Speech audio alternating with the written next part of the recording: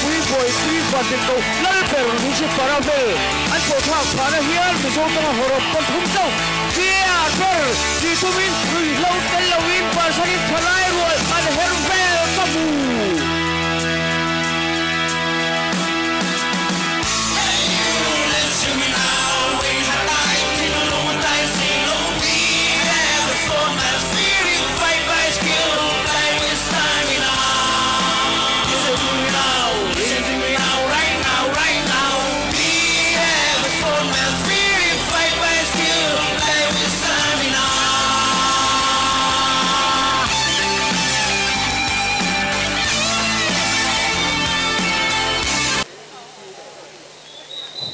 ole kan hun tan do ni la athang e hei voina kan lung ha hele mem laldin sanga lunglei tlangwal WBC Youth World Champion muana program helaya kan an mang do na voina hian he hun kan man na tura hian hei akai hroi tu tur hi ke laldin liana President Ramthar Ban Chuayame kania hun kalarei lovanga ambasaberin thul dang zong te kan ti main voina kan hmuah WBC Youth World Champion tangwa laldin sanga aloding chua kanga voina ma hmuana local khom te chibai bukin ban vain chibai mi puite min bu kanga akal khom mi puiten ama kan lo mani ti entinan chibai min buk rualin kut kan lo bek don nia le tlangwa laldin sanga ding torin lo somang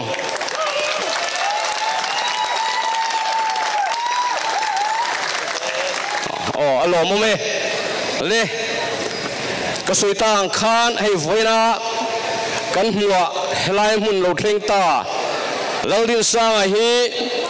pu van nu na le pi dal siam le ni fa pari pasari zinga au palamatanga chiara mi palina ania heti ang din mun ropui tak mai athen theina tura ama kai shuai lo en kol tu anu le pa te kan choi moi tel bok ani thil dang ka soi tam lovanga hun ser mang tu Reverend Dr. Arlo biak liana kan hun te pathian kuta hlana thu soi hun kan pe anga chumi zoa chuan reilo te karon ding le anga chumi pialama chuan kan hun man kal zel dan tur chu kan host te kuta kan hlan don ani le tuna hun sermin man sak turin Reverend Dr. Arlo biak liana kan uso mange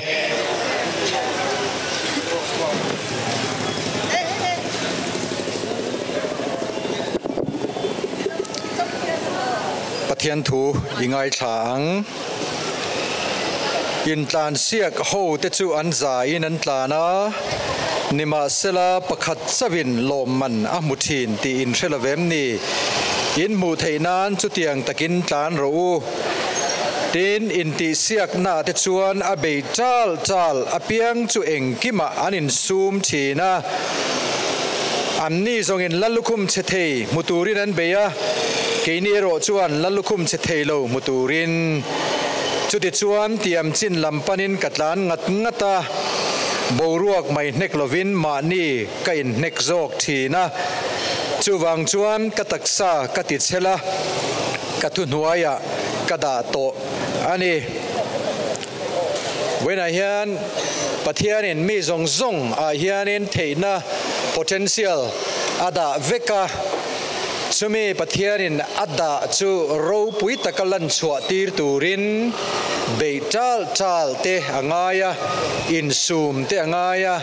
mani in ne te angaya chutiang taka ti thin te chuan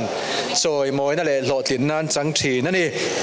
vena po hian chutianga ti chal in sum mani in ne vena hian kan zinga alo hi ropui le in kasia tin hetiang anga choi moi tlak te choi moi tura helaya hun ruam man tu te po in an ti thale in kasia chuti lai chuan ei tun line kan rama mi hlo tling tak tak te noma zai thiam tak tak te noma when I hiam chung te chu an ropui rualin wena kan hmuah tak ai ro hi chu a ropui na hi choi moi tlak le zuala ngai ni in kasia I tong cha yang u kan lalpa le kan pathian wena hi thu kan siar tak ang khan mitin ne na thei na tam tak ida te hi mang chuak turin mo phurna lian tak mitina ida a in sum thin te ma ni in ne thin te beital chal te ne na lo tlin na le choi moi na I pe thi na ni chutiang chuan wena hen kan u nau po in chutiang taka a be na wangin lo tlin na le choi moi na te lo changta hi a ropui kan ti a ine na lom thu kan ron soye wena hen kan chalai tam takte jela te centera te vok kan chom ang maya chom le en kol ngai thalai mu ngek nguk te po hi wena hian lalpa chan chu an ni a lalpa kan pathian an ma ne thei na ida te mang chuak thei tu ra I bot sai thar zel hi atul kan ti le mai wena kan thil ti te hi nang maro puina tu le mitam takta na athazong a chona min siam thar saktu atana mal min som sakang che kan hun abula changa to thlenga min throi tu nen Isu Krista min chantam tu mengin chung chu kan di la che amen hun ser min man saktu Reverend Dr. Arlal biak lian chunga alom thu kan soye le tuna chuan kan host te kuta hun kan hla nanga annin tha an tiangin min kai hruayanga atop lama hun karon mang le don nia kan host nula eislal eng liani le pu chong chuana chong thu te chunga hun kala ne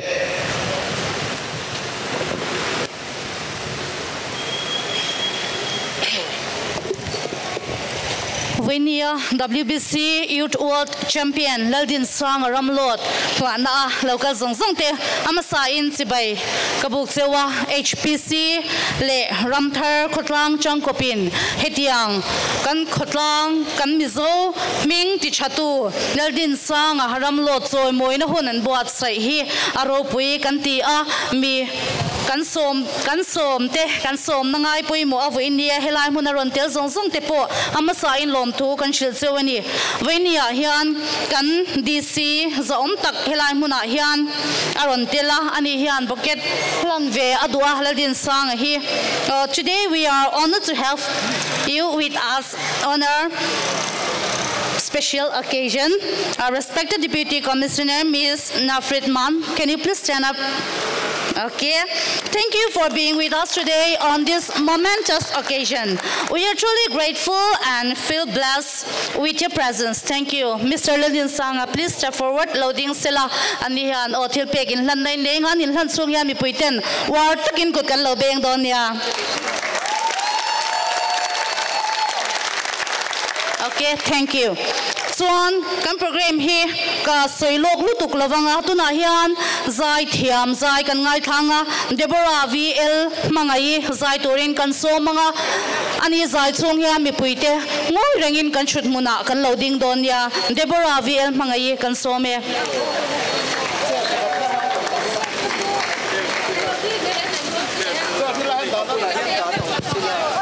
hello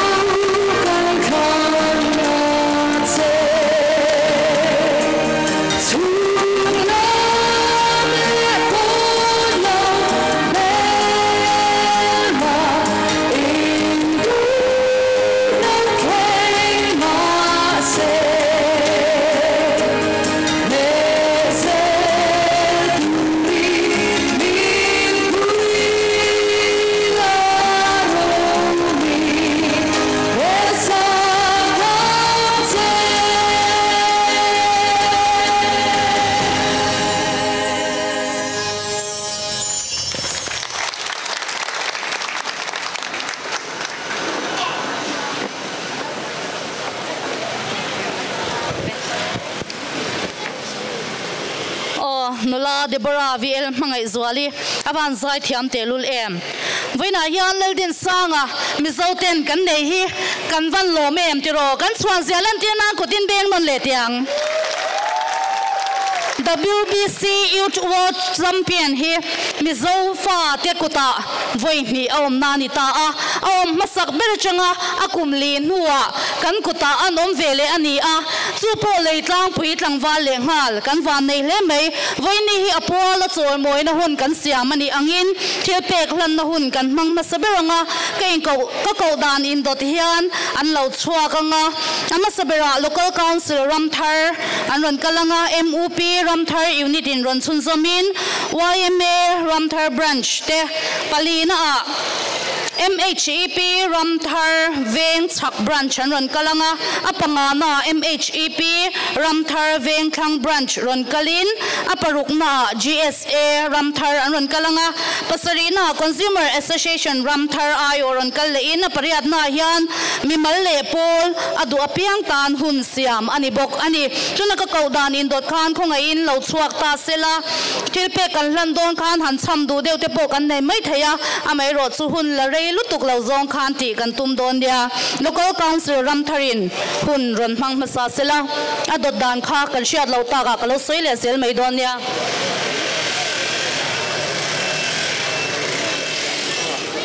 Dinsanga Kini Ramthar Local Council te chuan kan chuang em che ani ti entirnan hei hi kan ta na che war takin ku khalo beng zelang o MOP Ramthar unit han som chun zame pathian khungai na sara kan veng tlangwal Dinsanga WBC World Youth Champion ini hi Mizoram upapol Ramthar unit chuan kan lom pui tak sit cha kan choi moi kan chuang bok cheni kan lom pui cheni ti el tirlan he thilpek hilom takin Ramthar MUPIO in kalhana che Lalkam malsom chiroste. YMA Ramthar branch. Ayo konsom le halanga. YMA Ramthar branch lung le de chuan kan lom pui cha kan chuang em che ti entirnan he kan han che. MHEP Ramthar Veng Chak branch te. Hemi dota hian MHEP Ramthar Veng Thlang branch lawin ring vele boxela MHEP Ramthar Veng Chak branch te chuan I champion hi kan lom pui che ai kal le zel tura du sakna kan hlan ngala che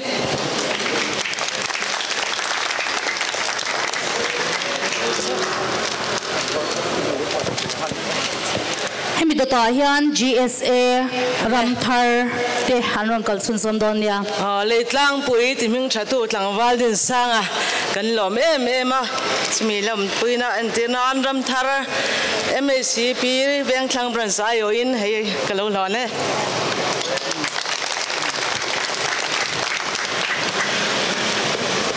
GSA Rongka Zohyang Consumer Association lamte lawin ring sela hei Ramthar Games and Sports Association in Dinsanga kan chuang le ti siat nan kan lo ha ne che cho lo me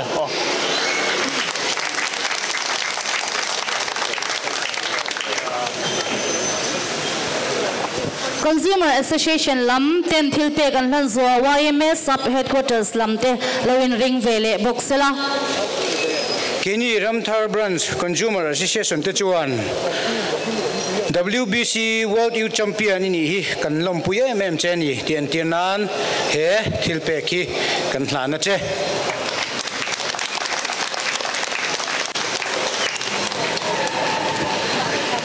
YMA sub headquarters ten thilpe kan hlan zo MHEP sub headquarters lamte kan som chun zomang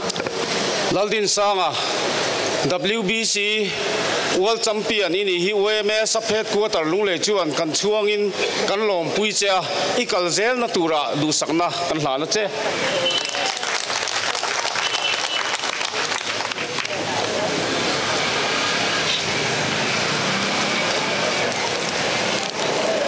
Dinsanga Ramlot Ilotin na MHEP sub headquarters lung lei chuan kan lom pui cha kan chuang em cha he thilpek tlem te hi kan hlan don che ni MOP headquarters lamte kan som chun zome hemi dota hian mimal le pol adu apiang tan lom pui na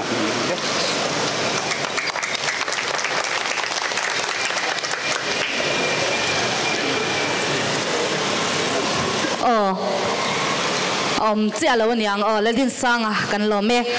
tikhang kan program hi kan ti dang lam lutuk don lawa kan program shita alan ang hian ain dot danin kan ko top dona tuna thu soi turin puvi ma som tuanga HPC vice chairman hello somang ole kan host duam tak tak te le kan hun servin man sak tu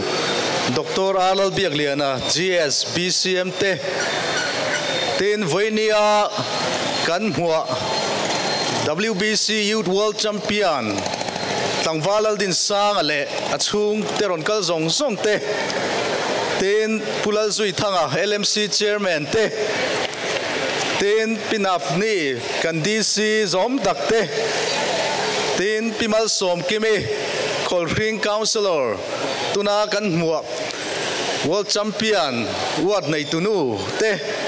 tin ramthar local council te Waime sub headquarters le NGO ronkal zong zong te YouTuber le kan media ronkal zong zong MJ lampang te le voini kan program ti lotling tura mi pui ronkal zong zong te chibai thabi ka buk chewa high power committee ai win chibai ka buk bok chewani engwange high power committee te lo in rol o kan ti mai theya keini sarkar chuan choi moi tak choi moi te choi moi tak choi san te hi kan tum ani ti kan han soi lang ma sa du ni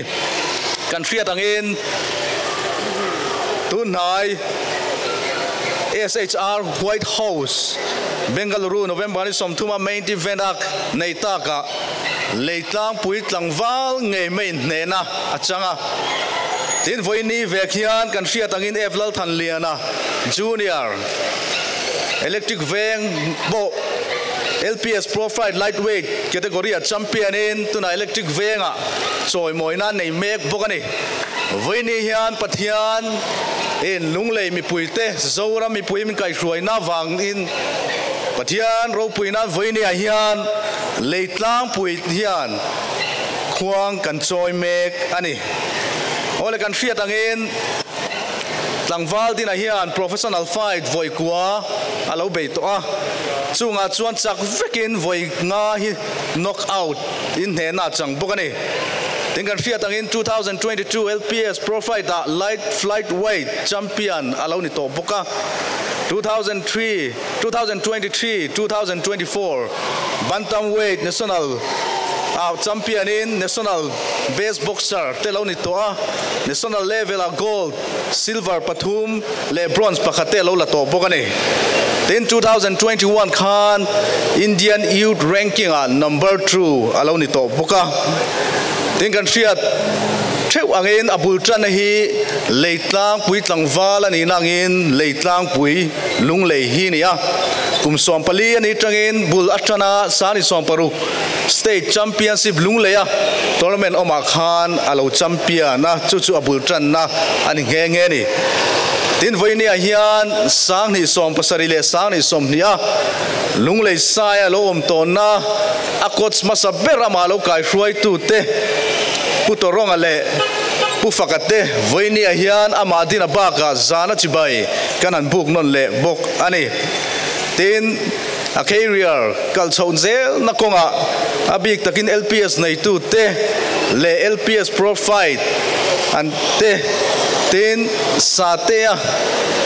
a setea boxing academy te voini a hian an chunga lom thu kanan soitel bokani tin ama hian zir tur tam tak omin ka thria sang ni somni pania Pholeng ina a interview na khan Olympic medal nge adu zoga title belt tin zona khan title belt ti changani ti chuang kum ne nuwa chu atum na le a thorim na chu voinia atakin kan lo muta voinia ka thalai puite thalai ron kal zong zong te kan han cha du cheu chu kan thil ti na kongeng kima tum ineng u rim takini thokang u tlangwal dina hian achiang le in ka thria ani tin kan an soile du chu kan thria tangin lunglei mi pui tin nuai khat le sing rukvel borang kan nia lunglei district ai oimo lunglei district a enge mo ber item pakhat na ni poi har mani Mizoram puma nuai som pathum vel omang kan nia notice clear leila vaibel che lile di chuang kan lo ni le a India ram pum khirila vaibel che za som li pakhat chuang vel kan ni tuna population khovel pum population ni vaibel che zaria chuang kan ni tuna hian chung zinga pakhat na number 1 ni thei chu leitlang pui tlangwal ani avaro puem pathian ro pui berose tin chu changa ni lova kan han soi du chu leitlang puya hian talent omani mani luka po kan hria tangin national level MMA ate gold medal te silver medal te bronze medal te kan hon ani chu tiagin item sang sang ate din voinia po India rama footballer traber tiamber tu leitlang pui tlangwal la lian zual changte lani chu chu ni thalai te hian talent kan nei amai ro chu pathian hriat na rim taka tho in sum theina te ngai ni kan hun ser mang tuina thot sai to kha chung chu voinia hian tlangdwal Dinsanga tlotlin na hian thalai in fiami ten sereng turin kan han cha du chu ni ato peraka soi du chu Mizoram Sarkar in fiami te choisan atuma kongsang shroin ma alameka chung zinga chuan vision Olympic 2036 kalpui mek ani Mizoram State Sports Council chuan theito achua tun tha kumin tha juna nge pokhan sports conclave abwa sai to khani lunglei in fiami te he Sarkar in a vision a hian challenge anga in atam teang ber tela hlotling ei turin kan han cha du cheuni ole atop peraka sai du chu chinaka soyang khan heng kan hlotlin na hi Mizoram hlotlin na ania khovel pum huwa pa Mizoram kan ming atha a chu mai pialama leitlang pui pathiani min choi moi ni pathiano pui berse leitlang pui vul zero se kalome HPC Vice Chairman Provi Masom Tuang Sunga Lom Tukan Suya Vini Chu Lom Nani Ni Boka Chuwan Chuan Mi Pui Te Pokhan Kut Ben No Ma Khachuan War Takhan Kut Ben Zel Khatum Taila Chang Tuna Solo Turin Vuan Te Kan Somanga Vinian Eng Lange Miron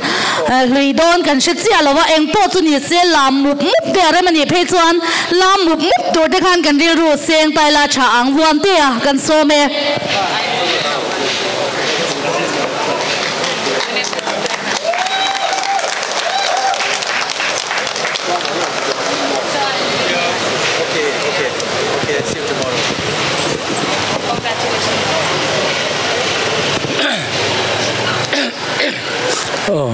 Hello. When I hear Kalom, Kop Vema Kipo, Kanuk, the hill will very Kalom Puinal Tuklama here. Boxing to a how Takoba Luturu Vang Kop Martina, the Taklason, Subangson, a champion Kalom Puita Kuseta, Subangin Kalo champion Puito. Mi party boxing la hakalu sa venga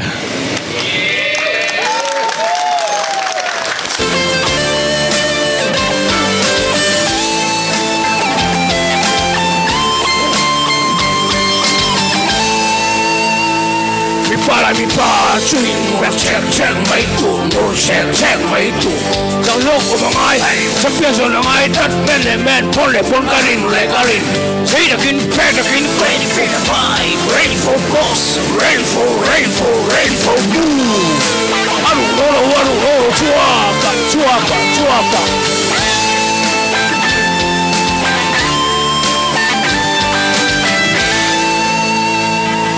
mi pa chuin ven mai tu jang zo ko mangai champion zo langai tat men pon karin say the kin ready for fight ready for boss ready for move aru chuaka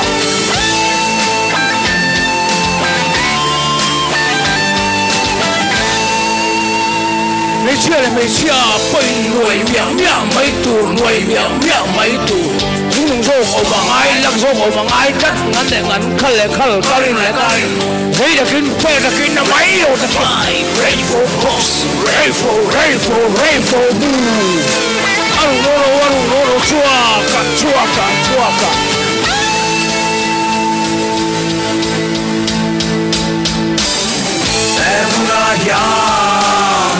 Hãy subscribe cho kênh Ghiền Mì Gõ để không bỏ lỡ những video hấp dẫn.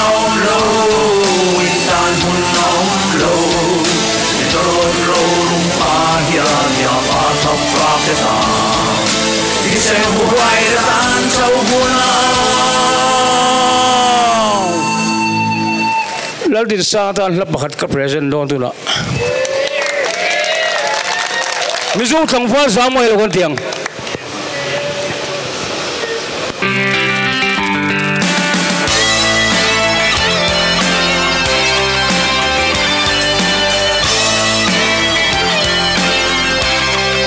loading there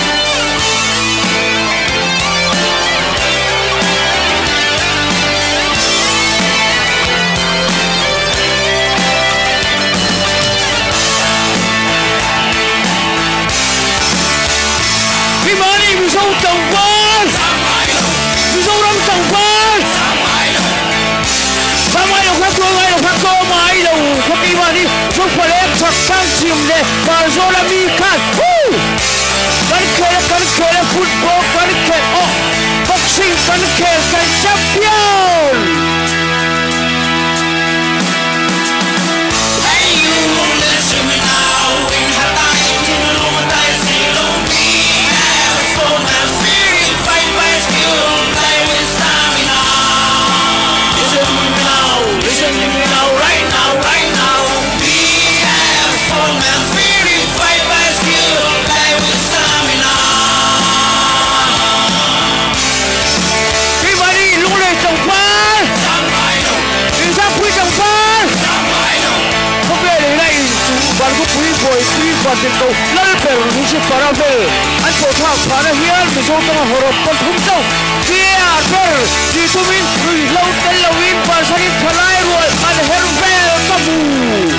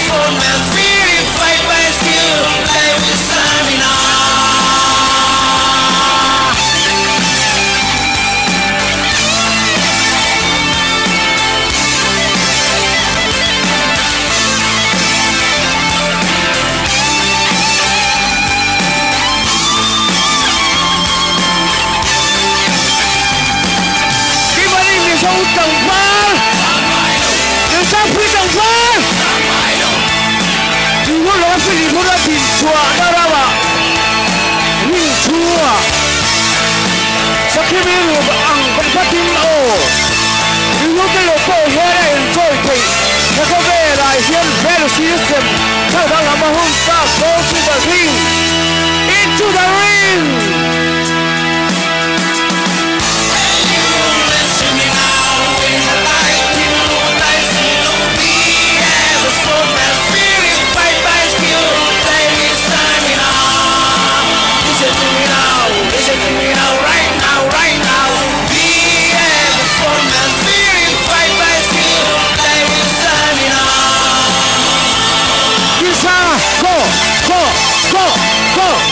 Dinsanga, go.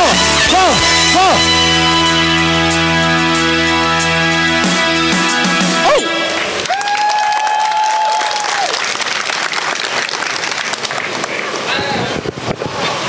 Avan nuam miam em vuan te a kan van chuang em LPS pro fight la alo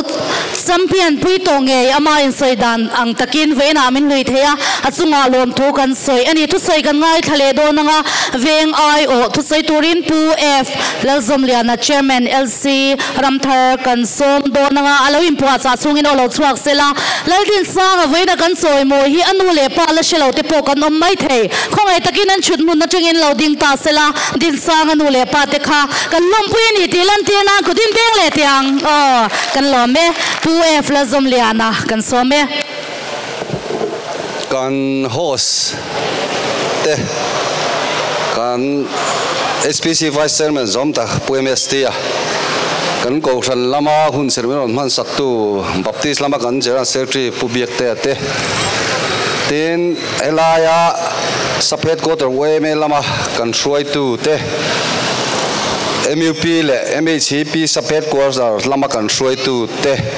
tin chuba ka ramthal khotlang NGO sang ka tho pui te when ye hian in the vai chunga helai hun lom om tak mi ron man pui turen ro kalwan lom thu kan soya abik takin kan soi du chu voinia kan hun man hian lunglei khopui in pum khatna abul kan lo tran fe to chu chak zo ka kalpui turatan bultran na thar ni le se ti hi ka soi du a chumi tur atana kan HPC vice chairman zom takpu mal som tuang malak nga lom thu atharin ka soi le du a atakati lo thling tura khopui chunga suai tu poimo tak tak kan LMC chairman te kan bial to councilor te helai muna hetiang ang hun min buat sai sakhi ramthar khotlang ai oin in chunga lom thu ka soidu ani lunglei hian in pum khat na tha kan nei lo awang hian thil poimo tak tak kan lo chan to thina lunglei khopui hi thingtlang khuak khosom ni pali zom khom anga kan om awangin ma ni veng bil kan la nalutuka chu chuan ma son na satakin min ti chuan opa tuna municipal sarkar local ta kan lo nei ta ka hian khopui in pum khan na thar kan nei le zol theina tur atana voini hi bultan na ni se ti ka duk thu sam ani chutiang tur atana kan veng tlangwal laldin sanga voinia WBC World Youth Championship leitlang pui hopa hmuah tham nei veng kan ni hi aveng angin van nei thak kan ti a chumiti lo tling tura helai huna program kan nei theina tura tana bulmin tran saktu te chunga le lunglei mi pui zong song chunga lom thu kan soinol le du ani ti chuan hey ramthar chungchang hian toy te soidu kan nei chu nimin lama te PhD nulale tlangwal local council angin choi moi non kan an pang to a chuti mek lai chuan kan khotlang a hian MMA fighter no pang te Francis a age group a international medal la chho mek kan kol boka heng ang te hi voinia kan ho tu terel ruput mang anga hian kan soidu chu lunglei ta annia voinia kan champion world youth champion kan hmuah mek Dinsanga poi lunglei khopui ta ani ni ti hi ipom tlang ila ke ni a khotlang ni tu te chu alokol tu mai kan ni ti hi min sia sakturin kangen chawani chuang chuan voinia lunglei khopui na kan in pum khan le zual thena tur tan veng sang sanga kan thalai ten kong sang sanga thei top I chu ang uting kan som du ani ato pera ka soi du chu Dinsanga pol bi ka lo sia se ka du chu ama point ibula ka soi fo thina khovel meu ma chon tur hi chuan he trong kam khathi ibula ka soi non le du vonia mi puiten min shet puise ka du ani sap tuing ka soi thina bula hian train like animal ramsa angin training na che thinang che chu chu khovel su chuak tur chuan angai ni ti hi ni keima mi mal tak phei chuan Dinsanga hian WBC main draw hian WBC World Championship bantamweight ta hian lunglei khopui iron hon lu nge ka be sei tlatani chu hun clear chung chuan du sakna sang ber ka hlanul le che kalome 2F la zom liana chairman local council ramthar kan lome thu sei kan ngai thatchun zom lenga NGO IO lama changin chuan chumido chuan solo torin Deborah VL mangai kan som chun zom donia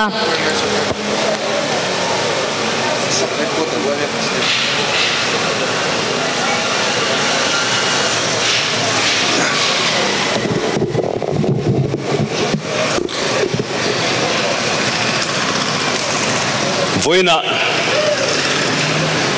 NGO IO thu sei tura min som hi voin hun buat sai tu kan HPC vice chairman te letin ramthar local council te branch YMA te poniang in chunga lom thu kan soyani tinama sain tlangwal Dinsanga nu le pa te abik takin chibai kan buk acheu hetiang mit chuanom mihrâng sakhi lom thu buina hian kan soini buina in maron ding hi kelal fakzuala president YMA sub headquarters lunglei kani e WBC Youth World Champion tlangwal Dinsanga mizo mi puiten kan chuang chea iwang khua leitlang pui ilo theng hi kan lom em chiani Michael Decardi Nelson Uganda nena WBC Youth World Title fight in nei kha kan lo thira kan thir non le thina munom kan ti chea Nelson kha imachon ani mai lova khovel imachon ani kan tiani tin Nelson ma ding kha tlangwal Dinsanga ani satia mai lovin kan thria mizo tlangwal ading ti kan ron thria ani kha kan mizo tlangwal kha India ram mihrâng vai bek za somli panga chuang ai o in idingani ti kha kan pomdan ani bok ani khovel in fiamna ha thale ro thaber mai anti thin chu boxing hiania aminga po in sualna combat game ti ani chutiang in fiamna how takzet mai machon tura boxing ring chunga mizo tlangwal aron ding chua kha munom kan tia round tina athiam nate tin athei nate ator chelna le ahwais nate kan hmuah akutum ranglutuk maya aron thok chuak thin te kha mizo tlangwal kutani ti kan thria munom kan ti em ani atopa mizo tlangwalin champion belt a reng theita heng WBC champion belt te hi America khomwal pui te Europe khomwal pui le khomwal pui dangte ami te khen tura kan lo ngai thina nimasila tlangwal Dinsanga wang hian mizo tlangwal te kong nen po alo in milti kan muta ani kha he pasal tha nungzui tur hian mizo tlangwal te tin mizo no pangte in buat sai ula tlangwal Dinsanga champion na hi chona thara imang angutin voina hian kan cha du cheuni thola ding ta che ilia madame I thathum te akiange lutiang hoilovin calcium ta che khuavel ila ching nge yang ti hi tu dang hlan ilovin mizo tlangwal te hla ani a mizo nula te hla ani tlangwal Dinsanga wangin WBC Youth World Title fight mizo ten khuavel kan chinga kan vahan lon te lul em tlangwal Dinsanga mizo ramtan mizo namtan India ramtan nget takin ding zela idam khua lo sei zel ro seti hi kan du sakna cheni e kan lo me Pukel Fakzuala, President Sub Headquarters YMA, thu chatak se chunga lom thu kan seini solo turin Deborah VL mangai kan somanga hemidota hian thu soitoi LMC chairman pu lazui thangan aran zui donia.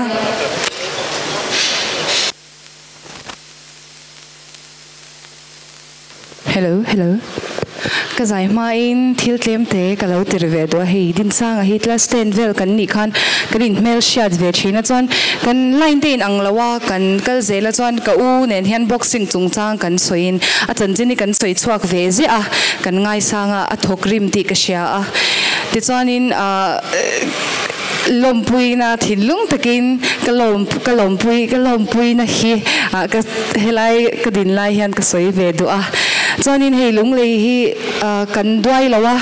ngày san tuổi te ngày hlut tuổi te kan ngày hoài sen taka kan ngày sana kan ngày hlut thiam na hi leitlang pui moi na ani ti kan sha thar le a tha in ka sha a midang hmuah kan moyanga ke mani pro him takin kan ho thei don ani ti kha ka lo ti rive do ani leitlang pui achul don lo ti hla kan sange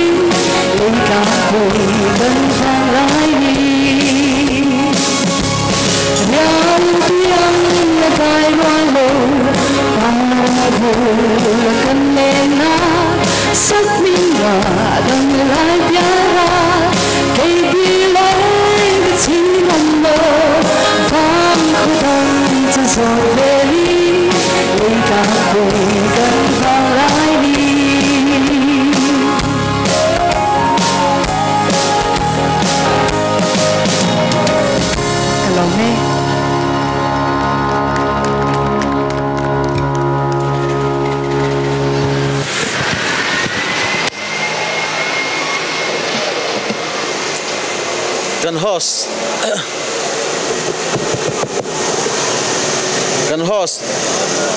duom takte kan HPC vice chairman te le ramthar khotlang khoi tu te le helaya local zongzong te sibai kan buk vere chewa Dinsanga WBC Youth World Champion hi lunglei municipal council in kan chuangin kan lompuya kan lo loma sumi om zia chu lunglei khopui hian Dinsanga hi alo loma chuang ani tina ani bazar high school khan reilu tuklo kha karin sona kan student ania ami malmi zia poi hi khalai sikula thoktu de kha chon kan chiang viawa ani hi mimal takari chian ani tun hun thleng hian tuna adin mun hi amak kan tilova atumarua ataima achel boka chuwangin tun din mun aron ding chho hi alom kan ti ani rualin keini chuan mak kan tilova aphu kan ti a hei aya sang hei aya duom din mun po hi aron chan ngei kan be si ani hei voina hian thu soi tura in buat sai kan ni chia lova thu soi po ka be sei lawa bara chu hun thatak min pe ka lom khopa akal zel dan tura te hian keini chuan ti thei chu kan nei lawanga amaro chu LMC agin engkim kan ti thei ve china chuan ti zel kan duanga tin tun tuma alo ho hian lunglei municipal council agin program ran pa buat sai sakle te kan tum ve chu vain voira chuan engma po keng lovin te kan local ve topani hun rem chang masabera ama pualin hun man kan datuma kan du sakna te kan thil pek te engeng bote lati kan tumani engpo ni sela ka zel na tura du sakna kan lana kan ti thei omani chuan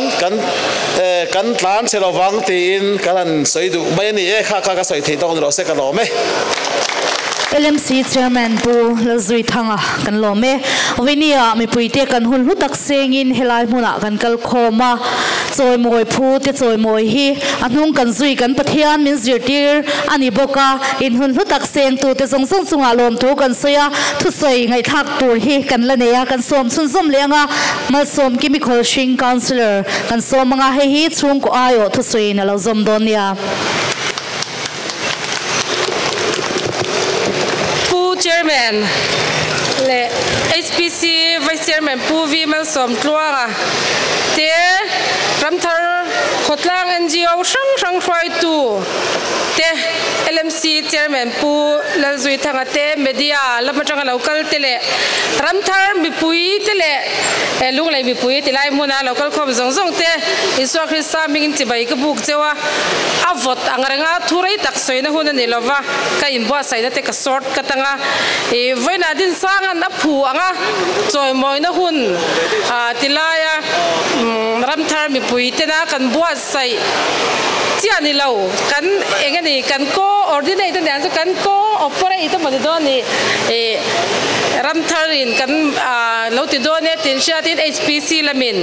e khaya tru zong kan lo tu mange an tia chu tiang ang ti na chang sia lunglei pum hua pa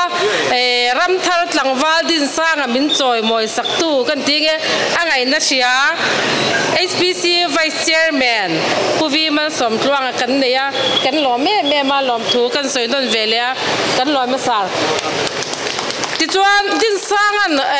tun din mun thleng tura world champion ni tura akong zo hi a ol sam lawang ti kasia pol lang theiba ka chungrila indo na tam tak zam na te harsat na hlaw na te pon yang chung te chu ama chon fowang chung zong chu nein voina hian khowela world champion lo ni ta ni mi lotling mi ropui kan ti te hian lotlin na hi thei kan valo an long hian an lo lova an fighta an beya na sata ke nan bua saya lotlin na an chang thin ani voina local mi pui lunglei thalai te hian social media enge trending enge phone games harti rot boy pui lo hian mi te na an zira an chiara an beyang hian hlotling tur chuan beya chiara zirangai ni ti kan sia tharle kadu em ani ato bera chuan Dinsanga kan chuang tia nangma wangin mizo ni anwama nangma wangin lunglei mi ni anwama nangma wangin ramthar ni nuam kan ti khazong kha kasai thei tok ania to ne han thilpek kan peve lo ka nge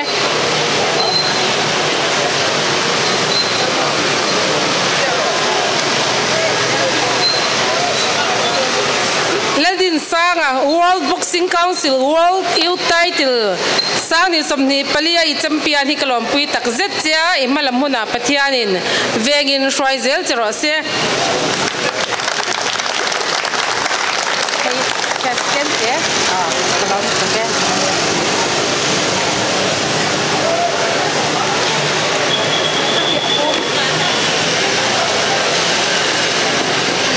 hun kan mangrei toa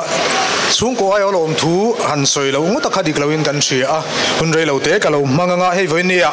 kan HPC vice chairman local council te kan nau choi mo na hun thatak mai min buat sai sak ka wangin kan lom hle a in chunga lom thu kan soi hei voinia kan hun ser mang tu kan GS te kan DC te le LMC councilor te NGO sang atangin ayo te tin mi pui lunglei mi pui engemaw zat voini hun in man pui turin helai mun in local khoma in chunga lom thu kan soya in tha le zung in sum le pai sengin khelai pu puya te min han hmuah ka lir thei engemaw zatin in zui thamin ka tiang khan hun min pe kan lom me mai hena lom thu kan soya chuan a contest an nei lai atanga voini thlengin lunglei chau ni lo Mizoram mi pui ten min troi oma min trana thilpek tele moral support na satak min pe voini hun hi kan thleng theya kan lom em lom thu kan soimol mola tin sti rual chuan ama chanchin tlem te han soilan lo kha kan video le kan hi no pangte ni ya tongkam thiam lo le tongtam em lo mizoi o ya ni junior 3KP te kan ko sana kan ho thina chuta po chuan tam lo ma selangin aron ho phot ti chuan engema program kan nei pianga la lovin atel zat thina ni ti la ya te kha kan ron soilang tel duwa tin ani in soilang ngei roti pakhata nei ya khalai kha soilan lo chuan kan ina min haule ka lau si chun tura nei that thu kha soilang roti kan soilang ve sim simanga apu pu le apu pa te hi anom na lai an khua vel an hun lai chuan in chai chak an khua le che vela lar thin khan ni ang tiang khan chun tur thatak mai an e ni ti lai ha kan soilang tela voinia helai muna kan nau chak lom pui tura local zong te kan lakal le chau dona title fight ang chi te le khatiang in el na ma chon le tur te pon kan la ne ang khanga te po khan tu na min troi oma min support ang hian min support chun zom zel turin chung ko ain kan som bok cheu ni kalome hello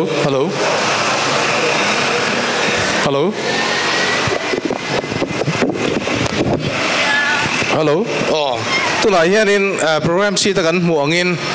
Dinsanga biang na toy kan nenga ma se hun kan la rei to lo ngai ni liam to lenga la vot ang renga WBC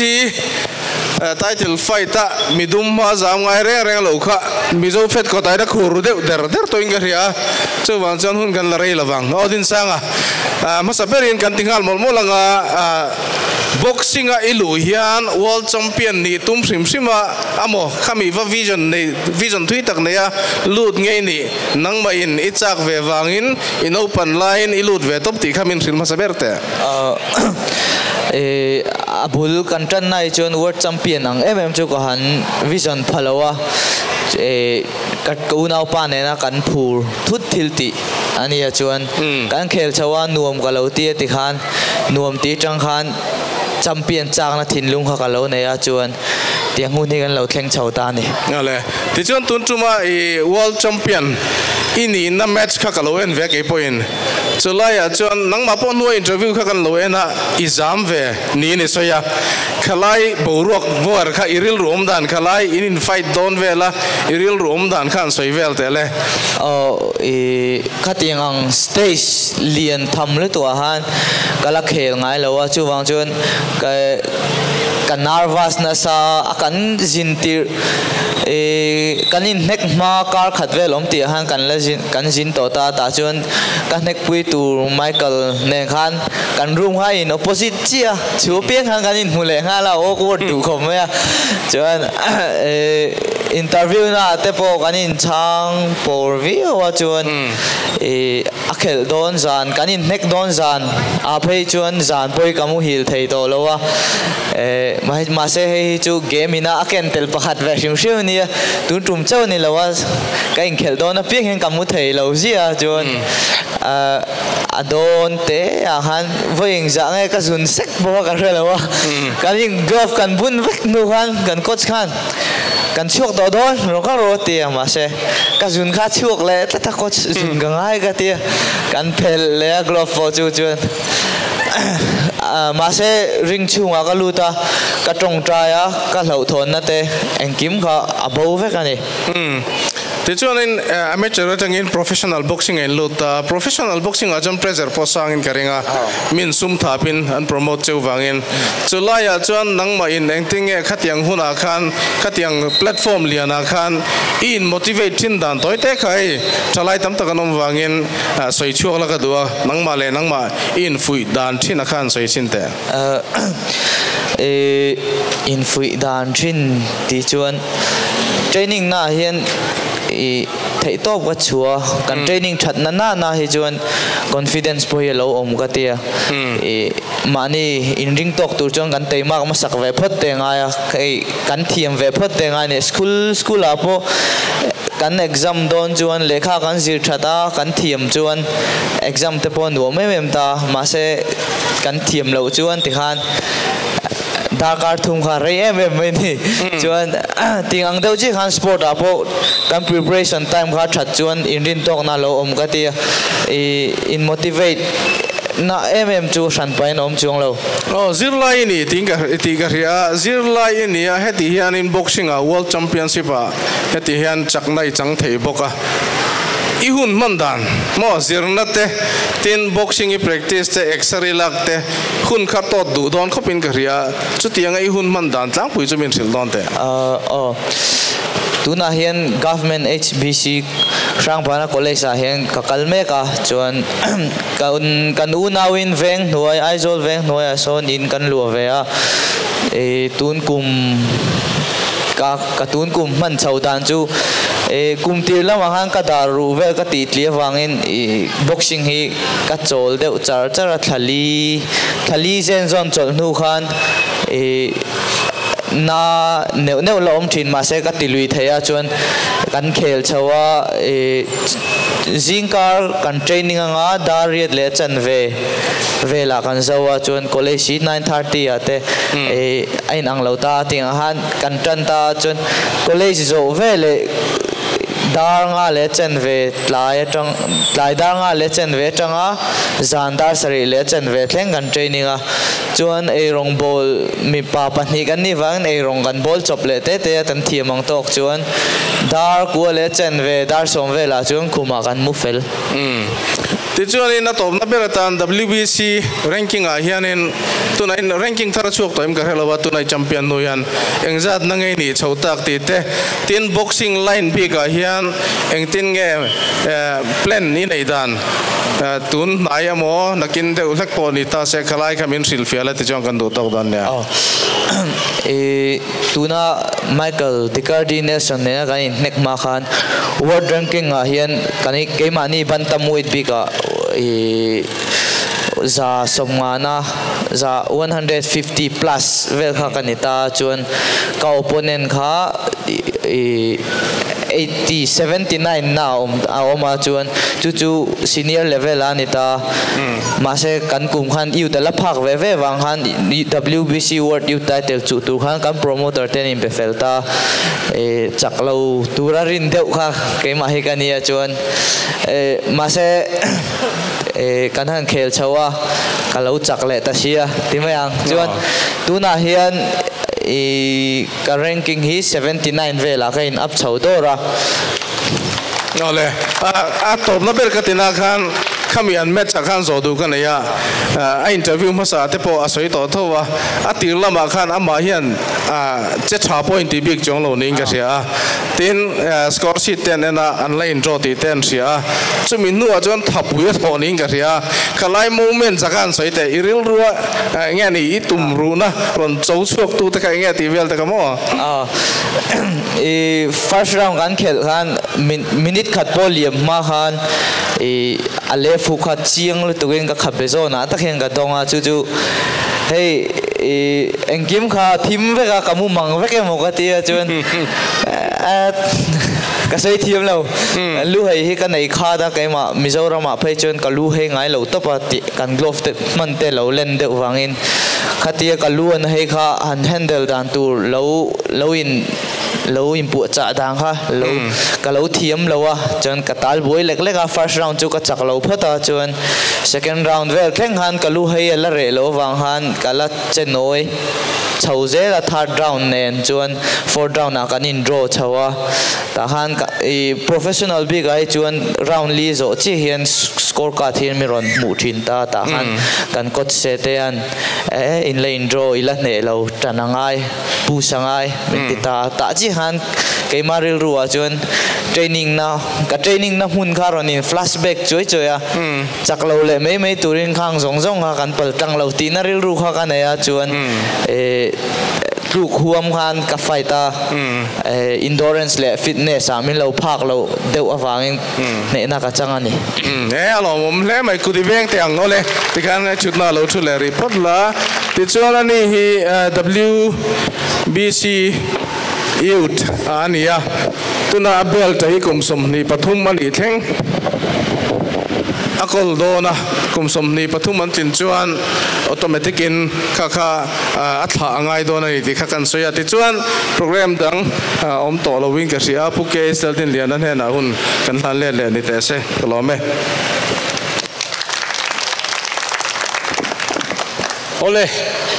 he khuate avota hun rei tak khan man chi ani to lova toblam kan lo nai tonga kun top kharna min nei sak turin puzela ramdina local council treasurer ramthar kan so manga ani lom thu soina te tong trai na te anayanga chumi ma chuan tong kam ni khatlek han soi kan du chu laldin sanga hi mizo tlangwal ania oyme ramthar branch kan member du tak mai ania thu cha du kanaya hei khongai takin min lo von nun sakreng sela mizo tlangwal ania anuna hian mizo nun zia tlomai na te ayu pazana te chu von nunin omreng sela amaba ko tak boxing ring chung alu huna ero chuan chung tlom ngai na te ayu pazana te chu da thain ama chua ka piang te tu dai zel thei turin thanem ngai na le tunai na se zo ka ma son zel turin voina hian du sakna ka hlana ane na hian kan ngen ngal ani le tuna puzel ramdina kan lo so mange pathian hena itong trying u lalpa kan pathian du tak min mangai tu khoi na wangin voina hun thatak mai min pe kan loma inena lom thu kan suya voina hian lalpa leitlang puitan thilro pui tak min ti sakleta a kan lom tak zeta inena lom thu kan on soinon le ani voina hian lalpa kan lom na hi kan la du tok lova he ai lom na sa so hi kan la be sei chewa chu inena i khongai na kan deal che ani kan program zong min hruina lom thu kan soya kan malam huna nangma kan kong hroi tu lo ni zel turin i khongai na lali su Krista min kan deal che amen